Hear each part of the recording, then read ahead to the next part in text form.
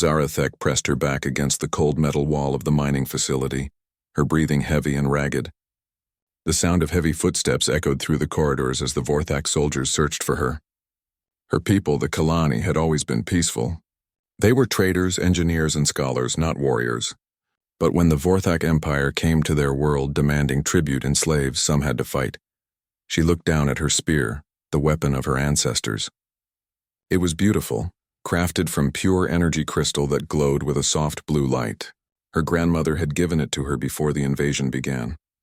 "This spear has protected our family for generations," the old woman had said. "May it protect you when the darkness comes." The darkness had indeed come. 3 months ago, the massive Vorthak warships had appeared in their sky like black storms. The Kalani had no military, no weapons of war. They had tried to negotiate to offer peaceful solutions. The Vorthak response was simple: surrender or die. Most of her people chose surrender. They were taken to work camps across the galaxy, forced to mine precious metals and build weapons for the Empire. But some, like Zarathek, had escaped to the mountains. They formed small groups of resistance fighters using their knowledge of the land to strike at Vorthak supply lines. "Find her." The voice of Commander Grex boomed through the facility. Zarathek knew that voice well. The massive Vorthak warrior had led the assault on her village.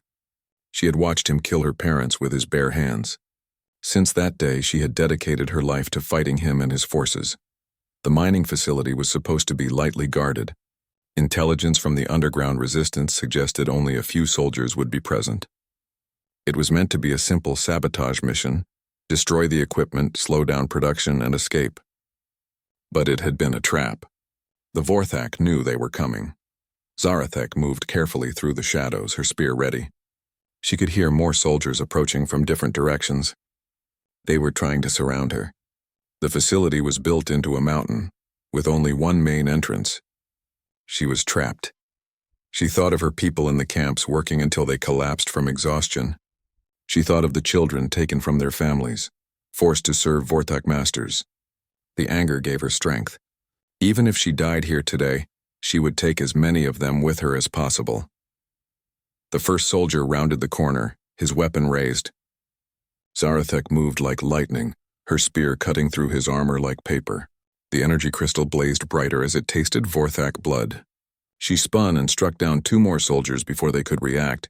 "She's here," one of them shouted before she silenced him forever. More came running.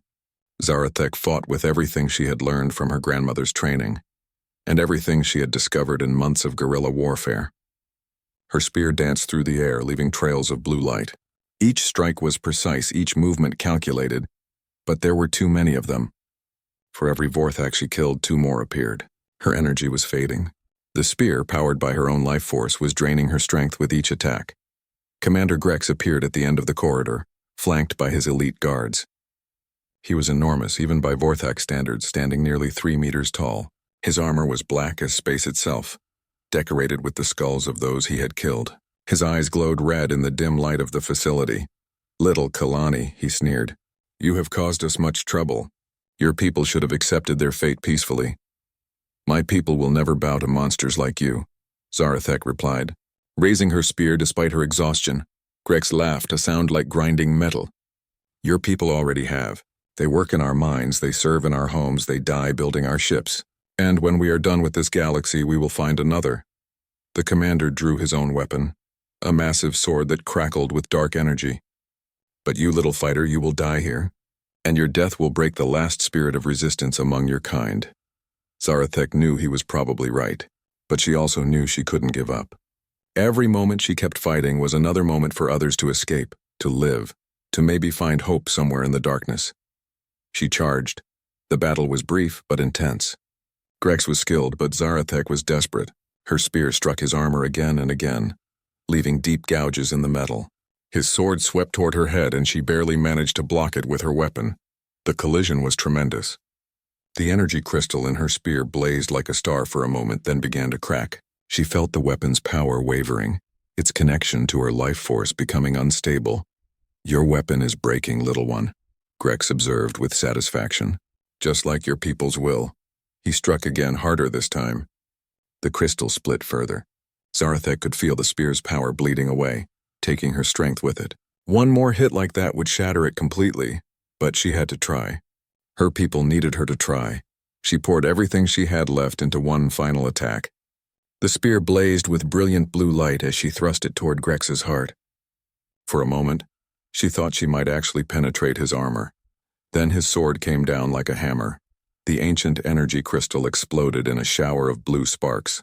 The spear shaft made from rare wood of her homeworld split and crumbled.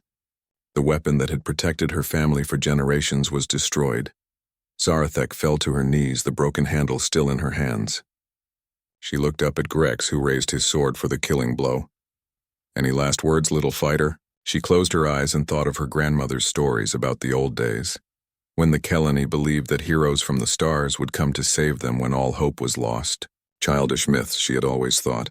But now, facing death, she whispered the old prayer anyway. "From the sky let salvation come. From the darkness let light descend." Grex's laugh echoed through the facility as his sword began to fall. But then something impossible happened. The ceiling above them suddenly cracked and split open like an egg. And from that opening in the mountain, something small and bright fell toward the ground like a shooting star. The falling object crashed into the corridor between Zarathek and Commander Grex with enough force to shake the entire mountain. Dust and debris filled the air, and the emergency lights flickered on and off. Through the chaos, Zarathek could see a strange shape rising from the crater in the floor. It was small, much smaller than any Vorthak or Kalani. At first she thought it might be some kind of machine or weapon. But as the dust settled, she realized it was a person. A being she had never seen before, wearing what looked like primitive metal armor and carrying simple tools of war. The creature stood up slowly, brushing dirt from its shoulders. It was barely 2 meters tall, tiny compared to the massive Vorthak soldiers. Its skin was pale, almost white, and hair the color of dried grass covered its head. But its eyes were the strangest thing of all. They were bright blue like her grandmother's energy crystal, and they held an expression she couldn't identify. Commander Grex recovered first, his red eyes focusing on this new arrival. "What manner of creature are you?" he demanded, his sword still raised. The small being looked around the corridor, taking in the destruction, the dead Vorthak soldiers, and Zarathek kneeling with her broken spear. When it spoke, its voice was calm and steady, speaking in perfect Kalani.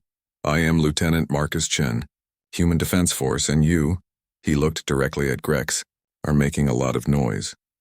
Zarathek had never heard of humans before. As far as she knew, only 3 species existed in this part of the galaxy: her own people, the Vorthak, and the peaceful Zephyrians who lived in the outer systems. But here was something entirely new, something that had literally fallen from the sky. Grex's laugh boomed through the corridor. "A human? I have never heard of your species, little creature. But if you wish to die alongside this Kalani terrorist, I will gladly accommodate you."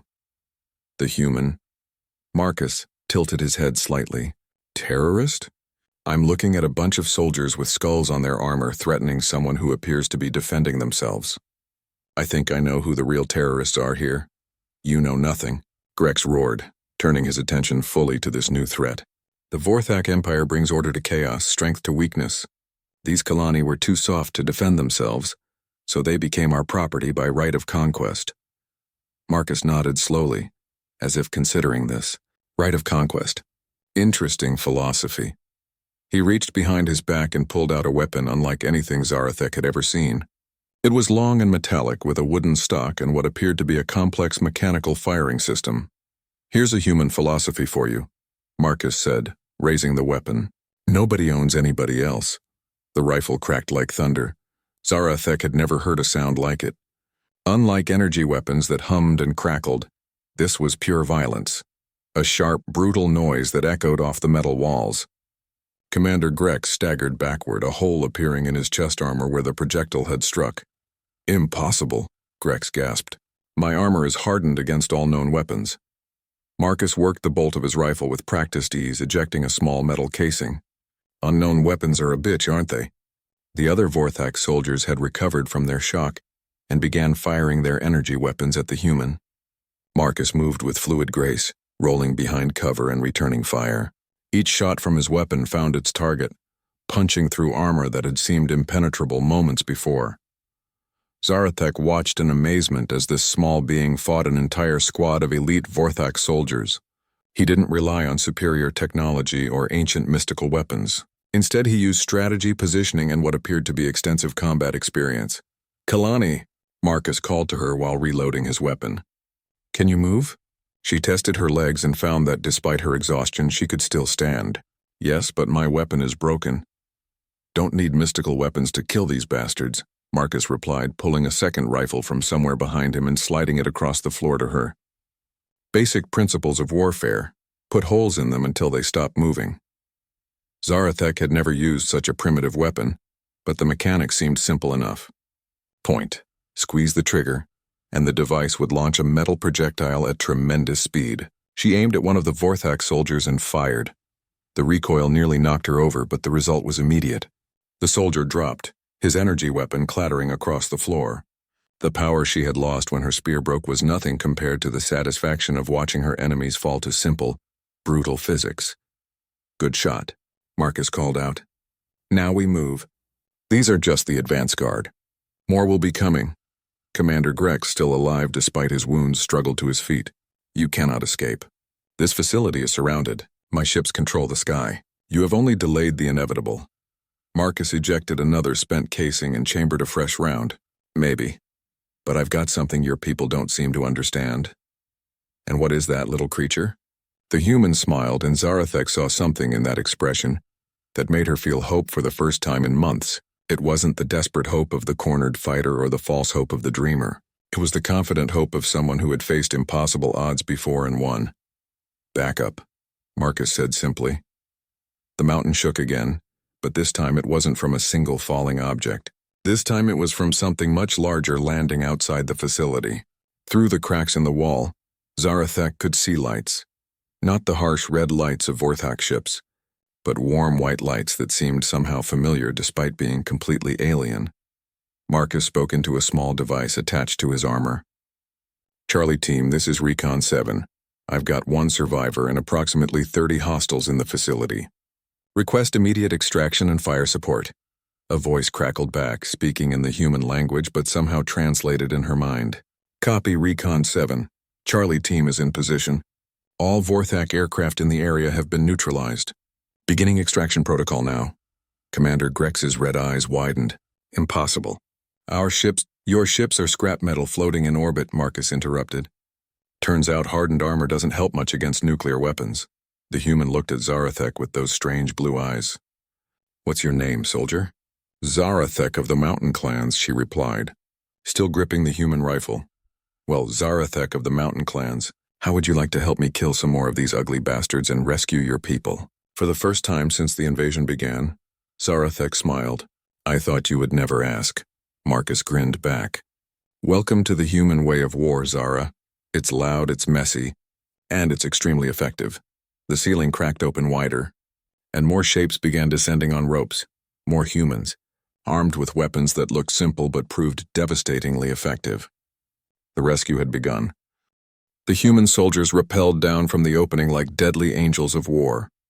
Zarathek counted 12 of them, each moving with the same fluid precision as Marcus.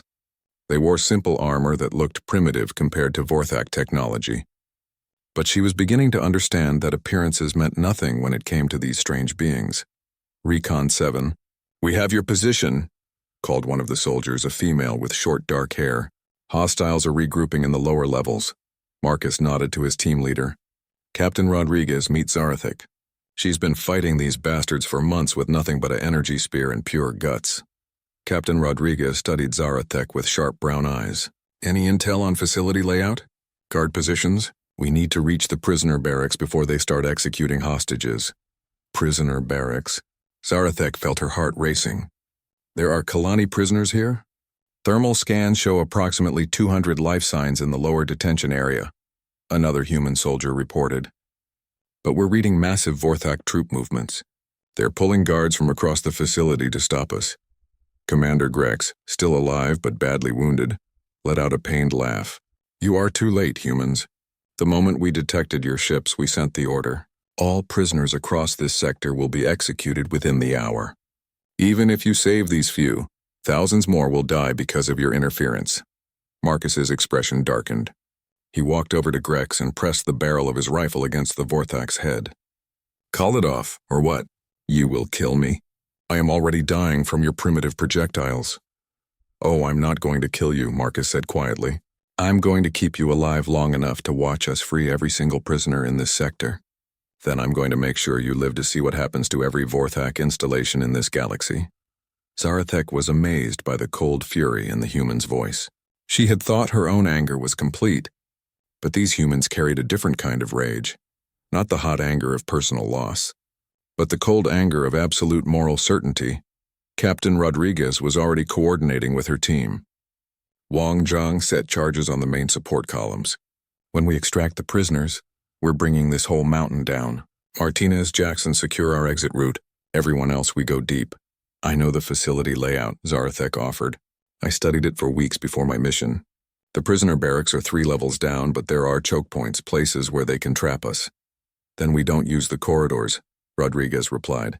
She turned to one of her soldiers. Kowalski, how much C4 did you bring? The soldier grinned. All of it, Captain. Good, we make our own doors. The human plan was unlike anything Zarathek had ever seen. Instead of carefully navigating the facility's corridors and avoiding guard positions, they simply blasted straight down through the floors. Their explosives were crude but incredibly effective, punching holes through metal and rock like it was paper. Within minutes, they had descended 2 levels, leaving a trail of destruction and confused Vorthak soldiers behind them. The humans moved through the facility like a natural disaster, unstoppable and terrifying. Contact front, one of the soldiers called out as they encountered a squad of Vorthak guards. The humans didn't take cover or try to outmaneuver their enemies. They simply opened fire, their primitive weapons cutting through advanced armor like it didn't exist. Zarathek watched in fascination as energy shields that had protected Vorthak soldiers for centuries proved useless against simple metal projectiles traveling at incredible speeds. How is this possible? She asked Marcus as they advanced through the smoke and chaos. Your weapons are so basic compared to ours or theirs. Marcus smiled grimly as he reloaded. Sometimes the old ways are the best ways. Energy weapons are great until you meet someone who doesn't play by the same rules. Our bullets are just chunks of metal moving really fast. Hard to defend against something that simple.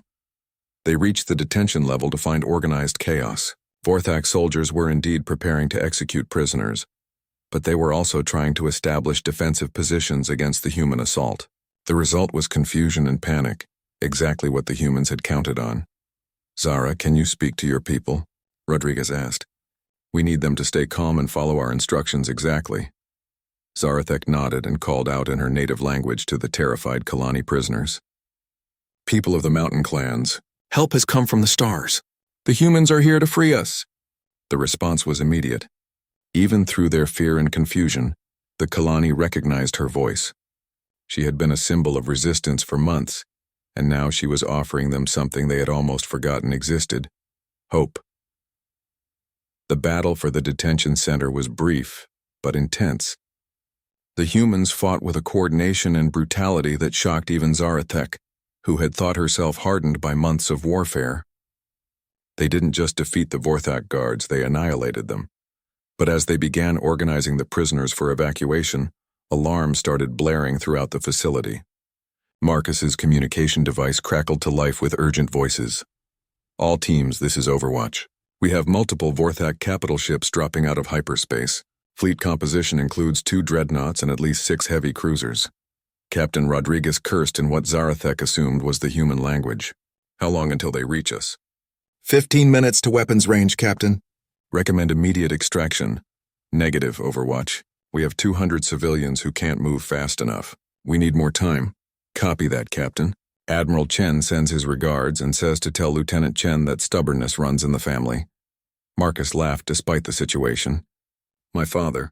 He's probably going to try something stupidly heroic. Contact, one of the soldiers called from the perimeter. Multiple Vorthak squads converging on our position. They're throwing everything they have at us. Rodriguez made a quick decision. Kowalski, bring down the ceiling behind us. Cut off their approach. Everyone else, we hold this position until extraction is complete. The humans formed a defensive perimeter around the rescued Kalani prisoners. Their weapons fire was constant and deadly, but Zarathek could see they were being overwhelmed by sheer numbers. For every Vorthak they killed, more appeared. "Zara," Marcus called to her during a brief lull in the fighting, "I need you to take some of your people and secure the upper levels. We can't evacuate if our exit route is compromised." She looked at the human rifle in her hands, then at her terrified people huddled in the center of the room. "I don't know if they'll follow me into battle. They're not fighters." Marcus met her eyes with that strange blue gaze. Sometimes people become fighters when they have to, when they see someone willing to lead. Zarathek thought of her grandmother's stories about heroes from the stars. Looking at these humans, she was beginning to understand that heroes weren't mystical beings with magical weapons. They were ordinary people who chose to do extraordinary things when the moment demanded it. She turned to her people and spoke in their language. "Who among you remembers the old stories? Who among you believed that salvation would come from the sky?" Several hands raised, including some of the youngest prisoners, children who had been taken from their families. "Then help me make those stories true. Help me fight for our freedom." One by one, the Kalani came forward to take human weapons. Their hands shook with fear, but their eyes burned with the same flame Zarathek had carried since her village fell. The humans quickly showed them how to operate the rifles, and within minutes, they had doubled their defensive force. The Vorthak assault came like a dark wave, but it crashed against a wall of human fury and Kalani desperation. The battle for freedom had truly begun.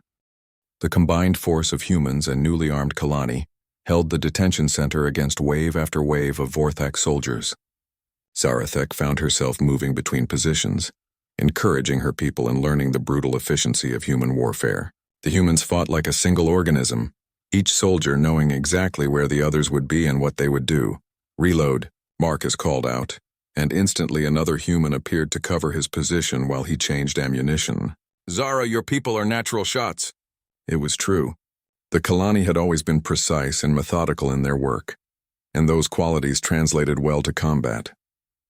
Their aim was excellent, and they adapted quickly to the human weapons. But more importantly, they were fighting for their children, their freedom, their very survival. Young Kethal, barely past his coming-of-age ceremony, had been one of the first to volunteer. He crouched behind a barricade of overturned tables, his human rifle steady in his hands. "Zarathek," he called out. "How many more do we have to kill?" "All of them," she replied without hesitation. "Every single one of them until they learn to leave us alone." Captain Rodriguez's voice cut through the noise of battle. "Extraction team, what's your status?" "Transport is in position, but we're taking heavy fire from Vorthak air support. Need those capital ships dealt with before we can safely evacuate civilians." Through her communication device, they could hear the sounds of space battle raging above them. Explosions echoed down through the mountain as human and Vorthak fleets clashed in orbit. Occasionally, burning debris would streak past the openings the humans had blasted in the facility walls. "This is Admiral Chen to all ground forces," a voice crackled through the communications. "We're engaging the Vorthak fleet, but they outnumber us 3-1. We need that facility destroyed to prevent them from using it as a firebase when they land ground forces." Marcus looked at his team leader. "Captain, if we bring down this mountain, it'll take us with it. The extraction tunnels will be buried." Rodriguez nodded grimly. "Then we better find another way out." She turned to Zarathek. "You know this mountain? Are there any natural caves or passages we missed?" Zarathek thought frantically. She had lived in these mountains her entire life, had played in their caves as a child and hidden in their depths as a resistance fighter. "There's an old lava tube system about 50 meters to the north. It connects to caves that exit near the valley floor. Can 200 people move through it? If they're motivated enough." A massive explosion shook the entire facility. Through the ceiling openings, they could see a Vorthak cruiser burning as it fell toward the mountain. It crashed into the peak above them, sending shockwaves through the rock. "That's our cue to leave," Rodriguez announced. Wong set the charges on a 5-minute delay. "Everyone else, we're going mining."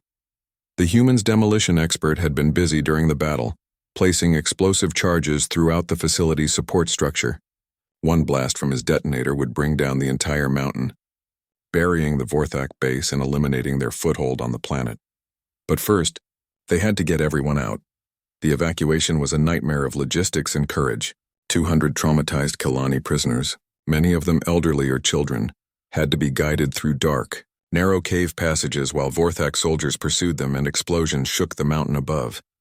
The humans formed a rear guard, holding off the pursuing soldiers while Zarathek and her volunteers led the civilians through the caves. The passages were tight and treacherous, carved by flowing lava millions of years ago. In some places, they had to crawl on their bellies. In others, they crossed underground chambers filled with strange mineral formations. "Keep moving," Zarathek called out in her own language. "Don't look back. Don't slow down."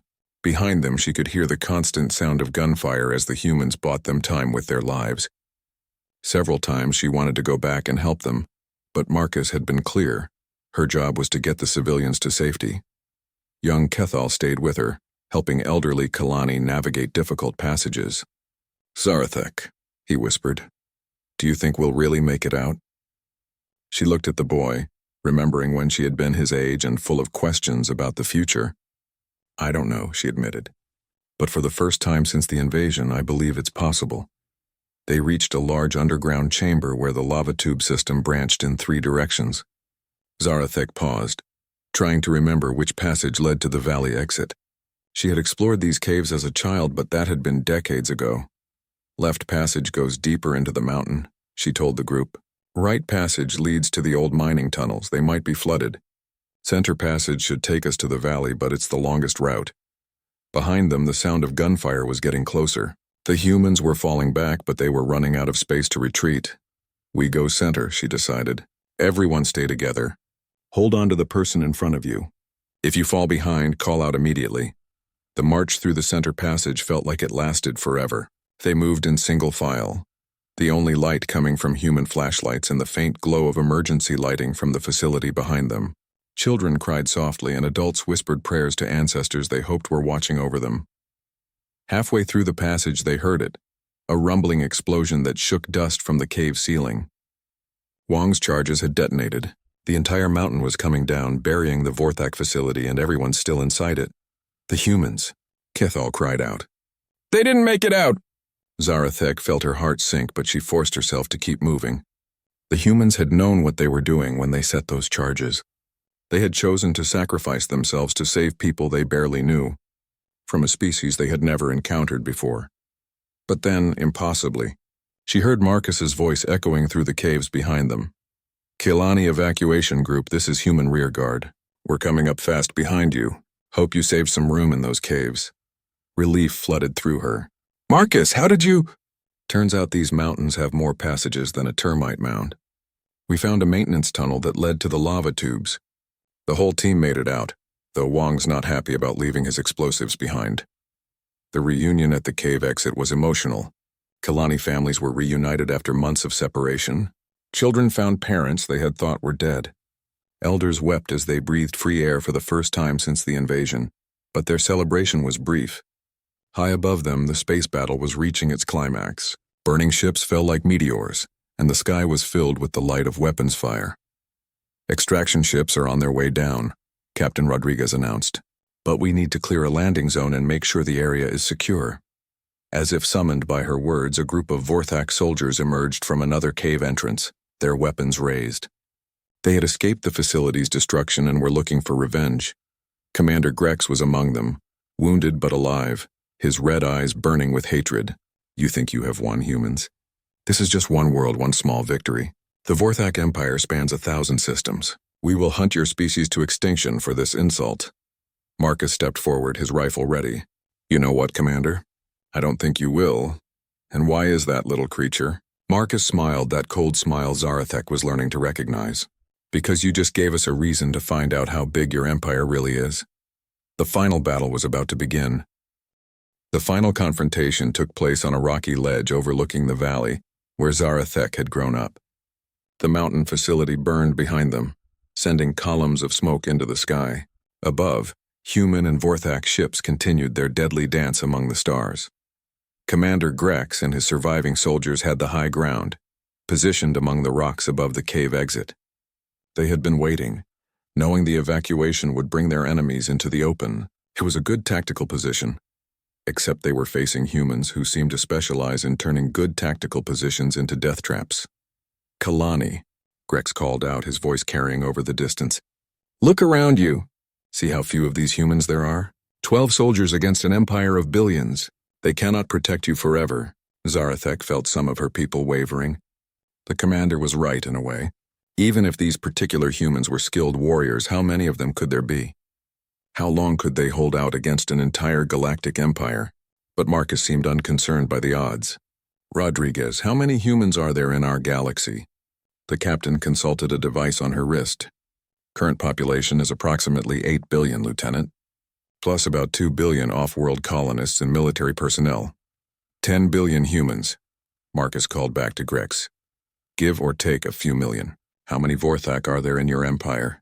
Grex's red eyes narrowed suspiciously. Why do you ask, creature?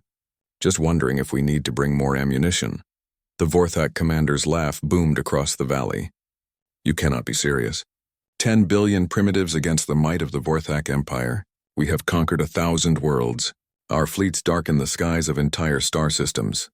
Yeah, that's what the Zephyrians said too, Captain Rodriguez commented casually.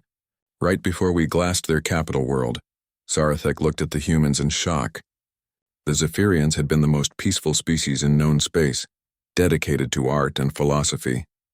You fought the Zephyrians? Fought them, defeated them, and then helped them rebuild when they agreed to stop enslaving their neighboring species, Marcus explained. Turns out peaceful and good aren't always the same thing. This was news to Zarathek. Her people had always thought of the Zephyrians as harmless artists and thinkers. The idea that they had been slavers, and that these humans had somehow defeated their advanced civilization, changed everything she thought she knew about the galaxy. You're lying, Grex snarled. No species has ever defeated the Zephyrians in open warfare. Want to see the footage? Marcus asked cheerfully. Fair warning, though. Nuclear weapons make everything pretty bright.